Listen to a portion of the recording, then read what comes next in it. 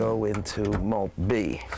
I measured all the sound. From treble to bass, Alan Firestein knows sound. He's an acoustic consultant who helps New Yorkers measure noise levels in their homes and businesses. Every year, Alan gets frustrated calls from apartment dwellers who say the businesses below are blaring music, disturbing their peace. A lot of bar owners are under the impression that they're going to lose a lot of business if they don't have loud sound.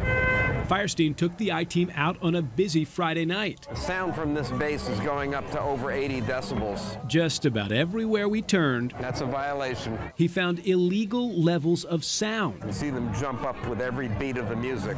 Like outside this dance club, the manager admitted it's a little loud. Have you ever had any noise complaints? I have had noise complaints. According to city records, noise complaints are the most common 311 call, and New Yorkers have made about 61,000 complaints about noisy bars and restaurants since 2015. But in response to those complaints, the NYPD issued just 237 summonses. That means bars and restaurants avoid penalties more than 99% of the time. By our deadline, the NYPD did not respond to that statistic. It's irritating, but honestly not surprising.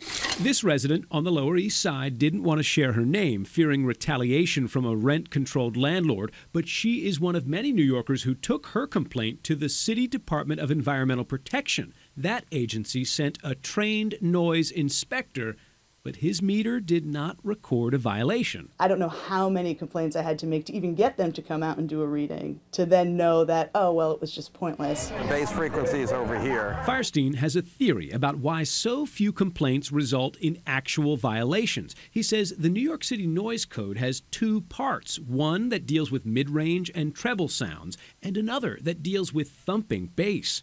Too often, Firestein says noise inspectors take measurements emphasizing the higher frequency sounds like this. But he says they often fail to isolate pounding bass sounds like these.